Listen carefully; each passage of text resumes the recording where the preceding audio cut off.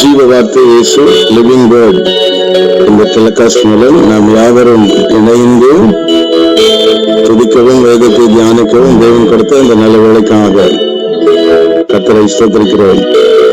பிதாவாகிய தேவனுக்கும் கர்த்தராகிய இயேசு கிறிஸ்துவுக்கும் பரிசுத்த ஆவியாகிய தேவனுக்கும் மகிமையும் கனமும் உண்டாவதாக. உங்கள் ஊழியனாகினால் டாக்டர் ஜேம்ஸ் ஆலமன், சகோதரி ஜெனிதாலமன், பிள்ளைகள் யாவரும் உங்களுக்கு வாழ்த்துக்களை தெரிவிக்கிறேன். உங்களுக்காக எங்கள் ஜெபங்களையும் தெரிவிக்கிறோம். தொடர்ந்து நம்முடைய மூலம் நடக்கும் மகிமையான ஊழியங்களை தேவன் ஆசீர்வதித்து வருகிறார். அதன் மூலம் உங்களையும் கர்த்தர் ஆசீர்வதித்தார். நீங்கள் அனுப்பும் ஜெப விண்ணப்பங்கள் இவைகள் யாவற்றிற்காக ஜெபிக்கிறோம். கர்த்தர் உங்களை ஒரு நாளும் கைவிட மாட்டார், ஆசீர்வதித்து உயர்த்துவார். இப்பொழுதும் இன்றைக்கு நாம் கர்த்தருடைய வார்த்தையை நாம் சிந்திக்க போகிறோம். ஒரு பாடலுக்கு போகிறோம். கர்த்தருடைய வார்த்தையை நாம் சிந்திக்கிறோம். இன்று தேவனுடைய பர்வதத்தில் உண்டாகும் ஆசீர்வாதம் என்பதை குறித்து சிந்திக்க போகிறோம். கர்த்தர் நம்மை இந்த நாளில் ஆசீர்வதிப்பாராக. ஒரு பாடலுக்கு பின் கர்த்தருடைய வார்த்தையை கேட்டோம். எல்லாம் கேளுங்க. ஆண்டவரிடத்துல அபிஷேகம் தந்து வழி நடத்தும் மகிமை தேவனாயிரங்கி வாரும். அபிஷேகம் தந்து வழி நடத்தும் அக்கினி நெருப்பாய் இறங்கி வாரும். அபிஷேகம் தந்து வழி நடத்தும் வல்லமை தேவனாய் இறங்கி வாரும். அபிஷேகம் தந்து வழி நடத்தும் உச்சடி நடுவே தோன்றி நீரும் ஒசையை அழைத்து பேசினும். அந்த வல்லமை தாரும். காலவெளியில் முச்சடி நக்கினி இறங்கட்டும்.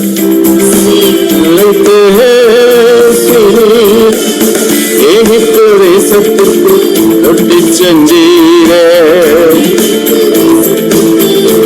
நிரப்பும் ஒவ்வொருவரை நிரப்பும். fill everyone, anoint everyone, touch everyone. Ayan எல்லா கேளுங்க. அக்னியா இறங்கி வாரும். இனி நெருப்பாய் நீ வாரும். அபிஷேகம் தந்து வழி நடத்தும் மகிமை தேவனாய் இறங்கி வாரும். அபிஷேகம் தந்து வல்லமை வல்லமை மாபெரும் வல்லமை இயேசுவின் ரத்தத்தில் அக்கினி இறங்கட்டும். ஒவ்வொருவரையும் ஆவியினாலே நிரப்பும். மாபெரும் வல்ல ஆராதிப்போம் எல்லாரையும் நிரப்பிக் கொண்டிருப்போம். 9வது மாதம் நம்முடைய அபிஷேகம் 9 வரங்கள் 9 கனிகள் தொடட்டும். நிரப்பும். எழும்பட்டும் எழும்பட்டும் எழும்பட்டும் பாரக்கட்டும் பாரக்கட்டும் கோடி எழும்பட்டாக்கினி ஒவ்வொரு வீடுகளுக்குள்ள எப்பொழுது ஆரோக்கியம் என்ற அக்கினி இறங்கட்டும். பாயாக்கி கோடி பாரக்கட்டும் பரிசுத்த ஆவியால் இறங்கிடும் வல்லமை நாமத்தில் power in Jesus name. power அக்கினி நிரப்பும். சிறுபிள்ளைகள் வாலிபர்கள் ஒவ்வொருவரையும் நிரப்பிக்கொண்டே இருக்கிறார். பெற்றுக்கொண்டே இருங்கள். சத்தானை ஜெயித்திடும் அந்த வல்லமை இன்றைக்கு ஒவ்வொரு நிரப்பி மாதம் முழுவதும் வருடம் முழுவதும் வருகிற நாள் முழுவதும்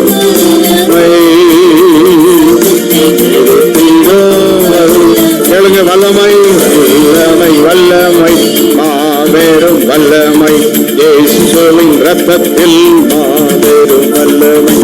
பர்வதத்தில் ஆசீர்வாதங்கள். அதற்கு ஆதாரமாக முதலாவது சங்கீதம் 121 முதல் வசனத்தை வாசித்தால், எனக்கு ஒத்தாசை வரும் பர்வதங்களுக்கு நேராக என் கண்களை ஏறெடுக்கிறேன். I lift up my eyes unto the hills, from whence comes my help. தாவீது அவருடைய வாழ்வில் ஒத்தாசை வரும் பருவத்துக்கு நேராக கண்களை ஏறெடுத்து அவர் பழகியிருந்தார். ஆம், வேதத்துல பர்வதம் என்பதற்கு மலை என்று சொல்லப்பட்டிருக்கிறது. மலை, இந்த மலை என்பது வேதத்திலே சில அடையாளங்களை குறிக்கிறது. வேதம் நமக்கு அநேக காரியங்களை நமக்கு சொல்லிக் கொடுக்கிறது. இயேசு மலையை பற்றி சொல்லும் போது மத்தேயு 5:14 மலை மேல் இருக்கிற பட்டணம் மறைந்து போகாது.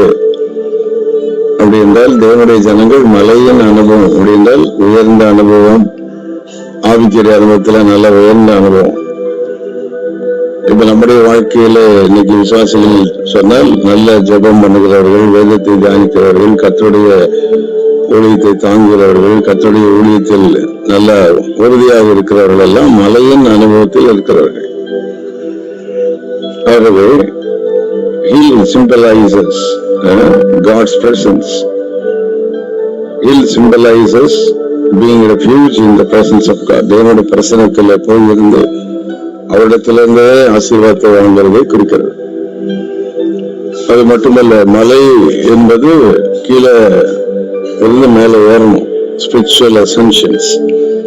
அநேக விசுவாசிகளுக்கு வேண்ட அனுபவத்துக்குள்ள போகணும், நல்ல ஜபத்துல வளரணும், வேதத்துல வளரணும், ஊழியத்துல நாம நல்ல வளரணும், ஊழியர்களோட நல்ல இணைந்து கர்த்தருக்காக நிக்கணும். அந்த உயர்ந்த நிலை அனைவருக்கு இல்லாமல் இருக்கும். ஆனால் தாவீது சொல்லுகிறார், நான் எப்பொழுதும் உயர்ந்த மலைகளை நோக்கி பார்ப்பேன். மலைகளிலே அவன் எருசலேம், அந்த பட்டணம் மலையின் மேல் தான் இருந்தது, தாவீதினுடைய பட்டணம். ஆகவே வேதம் சொல்லுகிறது, ஒத்தாசை வரும் பர்வதங்களுக்கு நேராக என் கண்களை நான் ஏறெடுக்கிறேன். வேதத்தில் முதலாவது மலையில் ஏறி ஆசீர்வாதத்தை பெற்றது ஆபிரகாம் தான். ஆதியாகமம் 22:14 வாசிக்கிறோம். ஆபிரகாம் அங்கே மலைக்கு தன்னுடைய ஏக சுதனை மகனை பலியிடும்படி மலைக்கு செல்லுகிறார். நமக்கு எல்லாரும் தெரிந்த பகுதி. ஏன் ஆண்டவர் ஆபிரகாம் அந்த மலையின் அனுபவத்தை கொண்டு போனார்? அந்த மலையின் அனுபவத்திற்கு போவதற்கு காலையில ஆயத்தம் செய்ய வேண்டும், சேனை கட்டணும், பலிய கையில் எடுக்கணும், ஆண்டவருக்கு என்ன கொடுக்கணும் அதை எடுக்கணும், ஆண்டவரை போய் பார்க்கணும். அப்ப அந்த மலையின் அனுபவம் என்பது ஒரு விசுவாசிக்கு தேவனை காண வேண்டும், தேவனோடு பேசணும், ஜபிக்க போகணும், கர்த்தருக்கு போய் பலி செலுத்தணும் அப்படின்றத வாஞ்சை. ஆகவே வேதத்தில் உள்ள பக்தர்கள், அந்த தீர்க்கதரிசிகள்ல மலையில தான் இருந்தாங்க. எலியா தீர்க்கதரிசி மலையில தான் இருந்தார். அங்கதான் போய் அந்த நாகமான் போய் குஷ்டரோகி சுகமடைந்தார். ராஜாக்கள் எல்லாம் மலையில இருந்த எலியாவும் எலிசாவும் பார்ப்பார்கள். அப்படி என்றால் தேவனோடு இருக்கிறவர்கள் மலையின் அனுபவத்தில் இருக்கிறார்கள், ஜபஜீவியத்தில் இருக்கிறவர்கள் மலையின் அனுபவத்தில் இருக்கிறார்கள். தேவனுடைய தீர்க்கதரிசிகளோடு இணைந்து இருக்கிறவர்கள் மலையின் அனுபவத்தில் இருக்கிறார்கள்.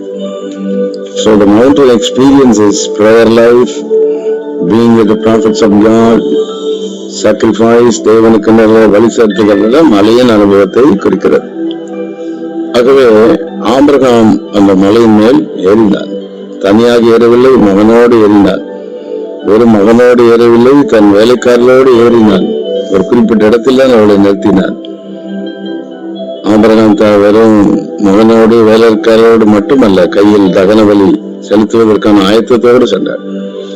அப்படின்னா ஆண்டவரோடு கனெக்ட் பண்ண விரும்புறவங்க ஒரு ஜப ஆவியால் நிறைந்திருப்பார்கள், ஊழிய தாகத்தால் நிறைந்திருப்பார்கள், தீர்க்க தரிசிகள் மேல் அன்பினால் நிறைந்திருப்பார்கள். இதெல்லாம் பார்க்கும்போது அவங்களாம் மலையின் அனுபவத்தில் உள்ளவர்கள். அந்த மலையின் அனுபவத்திற்கு கிடைக்கிற முதல் ஆசீர்வாதம், இந்த ஆபிரகாமுக்கு மலையில கிடைத்த முதல் ஆசீர்வாதம் ப்ரொவிஷன். மகனை அவன் பலி செலுத்த நினைத்தான், ஆனால் தேவன் ஒரு ஆட்டுக்குட்டியை கொடுத்து அவனுக்கு அந்த தேவை ஆச்சரியமாய் சிந்தித்தார். அது மட்டுமல்ல, மலையின் அனுபவத்துக்கு சென்ற ஆபிரகாமுக்கு மகனை இழந்து விடவில்லை. இந்த மலையின் அனுபவத்துல தேவனோடு இருக்கிறவங்க, ஜபத்துல இருக்கிறவங்க, வேதத்துல நல்லா கர்த்தருக்காக நிக்கிறவங்க, வசனத்தை கேட்கிறவங்க, தீர்க்கதரிசிகளோடு இணைந்து இருக்கிறவங்க, அவர்கள் யாரும் அவளையும் இழந்து விடவே மாட்டார்கள். ஆண்டவர் இழந்ததை திருப்ப தருவார், தேவைகளை ஆச்சரியமாய் சந்திப்பார். ஆகவே தேவ பர்வதத்தின் ஆசீர்வாதம் என்ற தலைப்பின் கீழ் நான் பார்க்கிறது, முதலாவது தேவனுடைய பர்வதத்தில் பார்த்து கொள்ளப்படும், நம் தேவைகள் சந்திக்கப்படும். எவ்வளவு சோதனை வந்தாலும் நம்ம மேல வந்துடுவோம், உயர்ந்தப்படுவோம். எல்லாம் இருக்கிற இடத்துல கரங்களை ஊற்றி சொல்லுவோம். மலையின் அனுபவம், ஜபத்துல நல்லா இணைந்திருக்கணும், ஊழியரோடு இணைந்திருக்கணும், தீர்க்கதரிசிகளோடு இணைந்திருக்கணும், வசனத்துல நெருங்கி இருக்கணும். ஏன் இப்படி ஆன்லைன் வாயிலாக கர்த்தருடைய வார்த்தையை நம்ம வந்து கொண்டிருக்கிறதுன்னு நம்ம மலையின் அனுபவத்துல வளர்றதுதான். ஆகவே இரண்டாவது மலையின் அனுபவத்தை கண்டவர் மோசே. யாத்திராகமம் 3:1 நாம் மோசையை பத்தி நாம் பார்க்கிறோம். மோசே அந்த மலையின் அனுபவத்துல அவரை கர்த்தர் கொண்டு போகிறார். அந்த மலையின் அனுபவம் என்பது மிக முக்கியமான ஒன்று.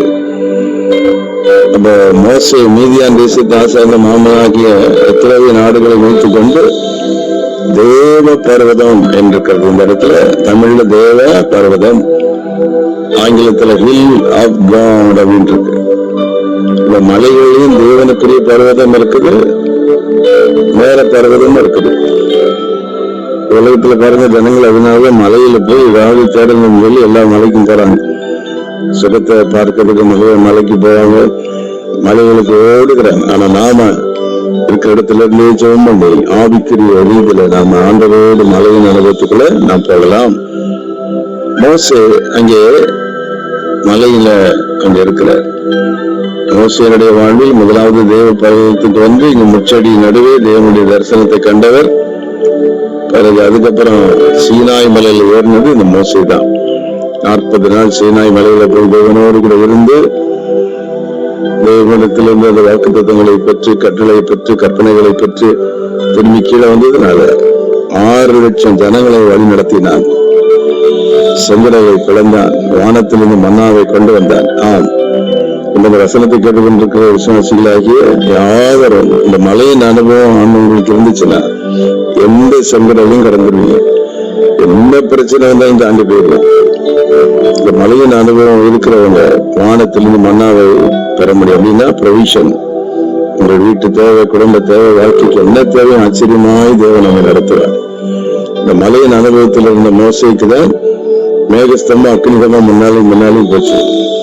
அப்ப தேவனோடு இந்த மலையின் அனுபவத்தில் இருக்கிற, ஜெபிக்கிற, வேத வசனத்தின் வாஞ்சியா இருக்கிற, தேவனுடைய தீர்க்கதரிசிகளோடு கனெக்டடாக இருக்கிற, பலி செலுத்துகிற அந்த மலையின் அனுபவத்தில் உள்ளவர்கள் அவர்களை தேவன் பாதுகாப்பார், அவர்களை தேவன் வழி நடத்துவார். வானத்திலிருந்து அதிசயமா அற்புதங்களை செய்வார். வேலைக்கு போனா அற்புதம் நடக்கும், இன்றைக்கு போனா அற்புதம் நடக்கும், கல்லூரியில படிக்கிற பிள்ளைகளுக்கு தானா அற்புதம் நடக்கும். ஆச்சரியமா இருக்கும். மற்றவங்களுக்கும் நமக்கு வித்தியாசம் இருக்கும். இன்னைக்கு இஸ்ரவேல் ஜனங்கள் போற வழியில அவர்களுக்கு மன்னா கிடைத்தது. அன்னைக்கு அவங்க போற வழியில நிறைய கிராமங்கள், ஊர்கள்லாம் இருந்தது, அவங்களுக்கும் கிடைக்கல.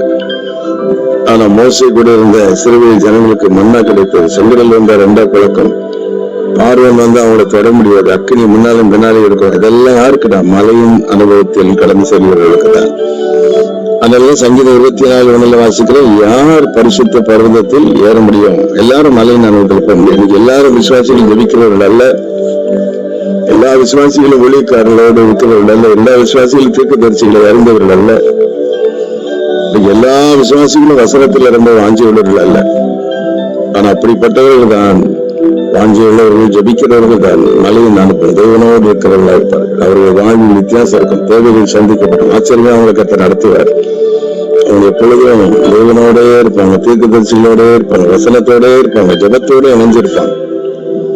இப்பொழுது வசனத்தை கேட்டுக்கொண்டிருக்கிற ஆண்டவரே, மோசே போல மலையின் அனுபவம், ஆபிரகாமை போல மலையின் அனுபவம், தாவீதை போல அந்த மலையின் அனுபவம் எனக்கு ஒத்தாசி வரும். பர்வதங்களுக்கு நேராக என் கண்களை ஏறெடுப்பேன் என்று சொல்லி பல மலையின் அனுபவத்தை எனக்கு தாரும். ஆகவே தேவ பர்வதத்தின் ஆசீர்வாதங்கள், ஒரு மனிதன் தேவனுடைய பர்வதத்தில் ஏறுகிறவனா இருந்தால் ஆவிக்கிற இதுல நாம் spiritual ascensions, climbing the mount, worship, ஆராதனை, ஜெபம், துதி, தேவனுடைய வார்த்தை, இவைகளெல்லாம் நாம் நெருங்கி போடு ஆண்டவரோடு கூட மலையின் அனுபவத்தில் இருக்கிறோம் என்று அர்த்தம். ஆகவே தாவீது லிப்ட் டு தி ஹில்ஸ் அப்படிங்கிறார், மலையை நான் பார்க்கிறேன். ஆனா இயேசு மலையின் மேல் ஏறினார், ஜெபிப்பதற்கு மலையின் மேல் ஏறினார். ஆனால் ஆதியாகமம் 19:17 ஊழியர்கள் சொல்றாங்க, லோகத்தை பார்த்து மலைக்கு ஓடிப்போம் அப்படிங்கிறாங்க. அவரோட மலையின் அனுபவம் நிறைய இருக்குது. மலையை பார்க்கலாம், மலையில ஏறலாம், மலைக்கு ஓடி போலாம். அப்ப நம்முடைய ஜப வாழ்க்கை எப்படி இருக்கிறது? ஜபத்துக்கு ஓடணும்னு ஆசை இருக்குதா? வசனத்தை கேட்க ஆசை இருக்குதா? யூடியூப்லதான் கர்த்தருடைய வார்த்தை இப்படி வரலாம். இன்னைக்கு பாஸ்ட் பேசுறாங்க, இதுல செய்தி வருது, இதை கேட்கணும், இந்த வசனத்தை கேட்டாலே நமக்குள்ள ஒரு ஆவல் வரணும். இப்படி மலையின் அனுபவத்தை கர்த்தர் நமக்கு தர விரும்புகிறார். தாவீது மலையின் மேல் அனுபவத்தை பெற்றிருந்ததை பார்த்தோம். சங்கீதம் 121:1 எனக்கு ஒத்தாசை வரும் பர்வதங்களுக்கு நேராக என் கண்களை ஏறெடுக்கிறேன் என்று சொல்கிறதை பார்த்தார். இரண்டாவது, ஆபிரகாம் மலையின் மேல் ஏறி சென்று தன் மகனை பலியிட்டு கர்த்தர் அவன் தேவையை சந்தித்து அங்கேயே வாக்குத்தத்தம் கொடுத்து அவன் அனுப்பினார். மூன்றாவது, மோசே 1-3 அதிகாரத்தில் ஒரு அந்த தேவ பர்வதம் மட்டும் வந்து தேவனை சந்தித்தான். பிறகு மோசே யாத்திராமத்தில் 19 அதிகாரத்தில் சீனாய் மலையில் தேவனோடு வாசம் பண்ணினார்.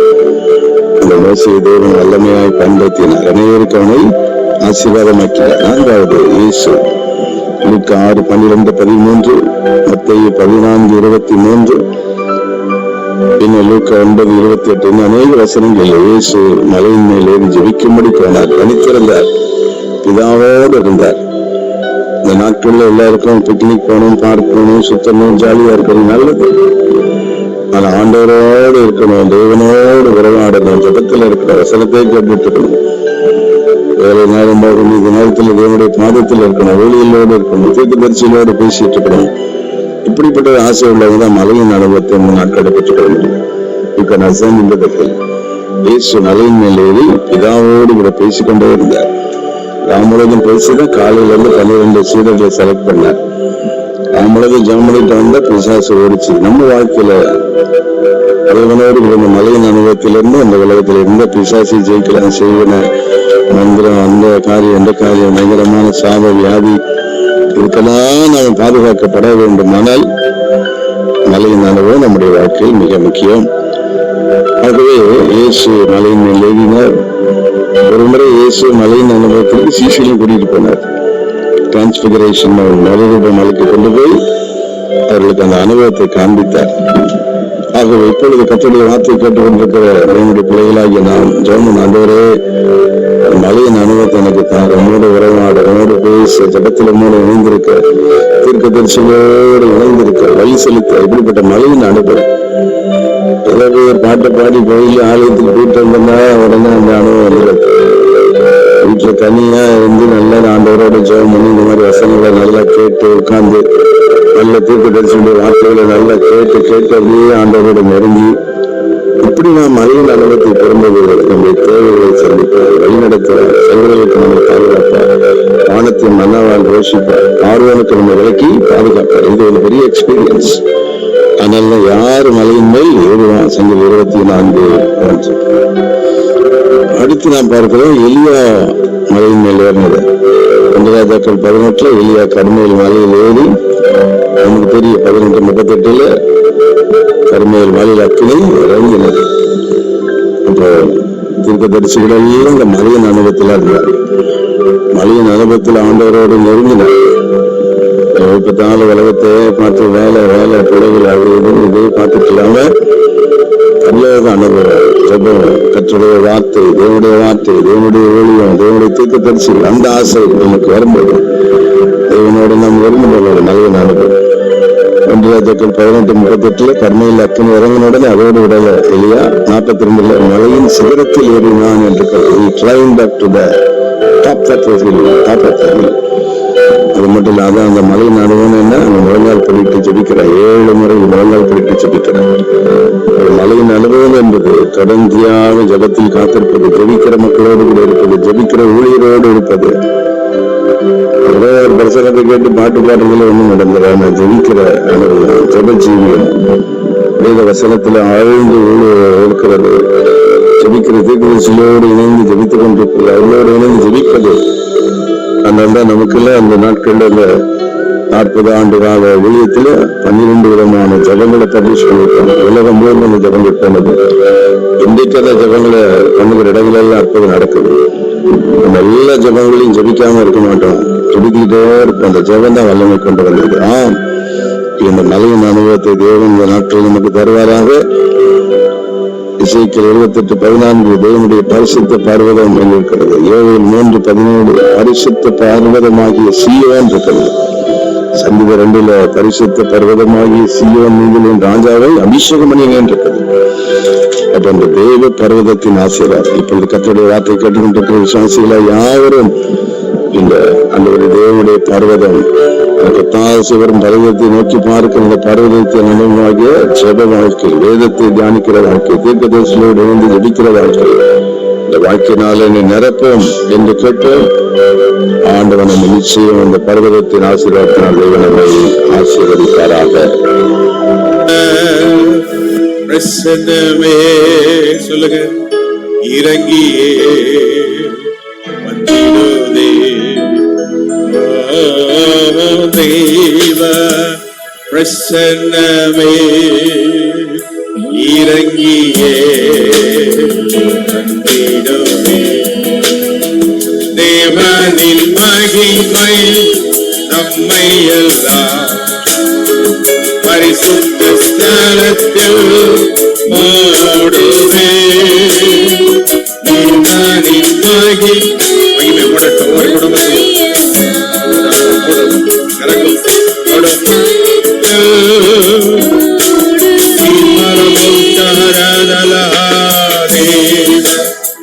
பிரசன்னமே,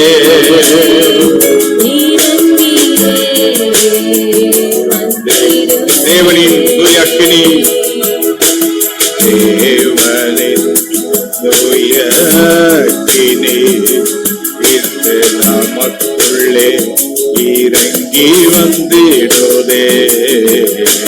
தேவனின் தூயக்கினி நமக்குள்ளே இறங்கி வந்திடுதே. தேவனின் மகிமை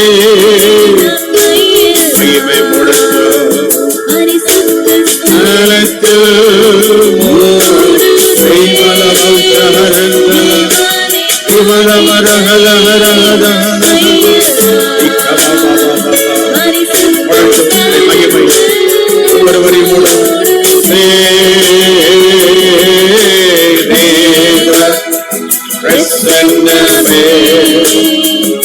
இறங்கியே வந்திடுதே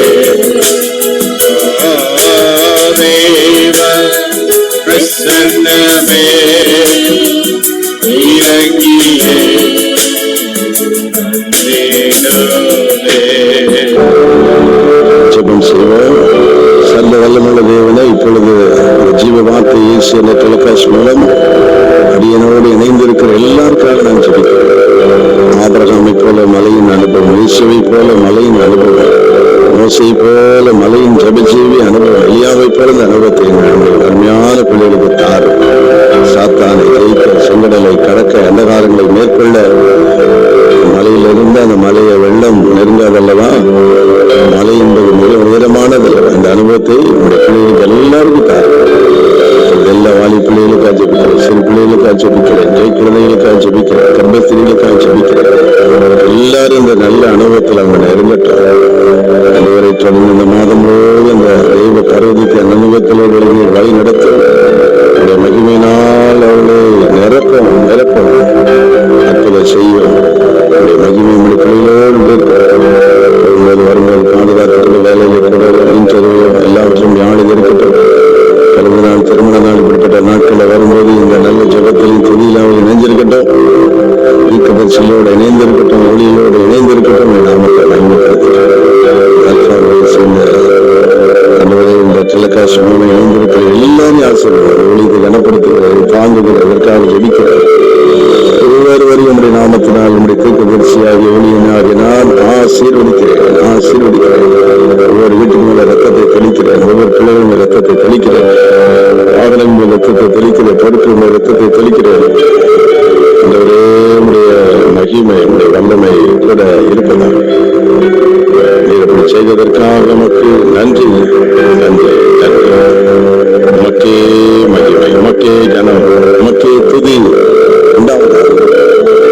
ஒவ்வொருவருடைய ஆசீர்வாதம் தொடர்ந்து இந்த அதிகாலை ஜெபம் டெலிகாஸ்ட்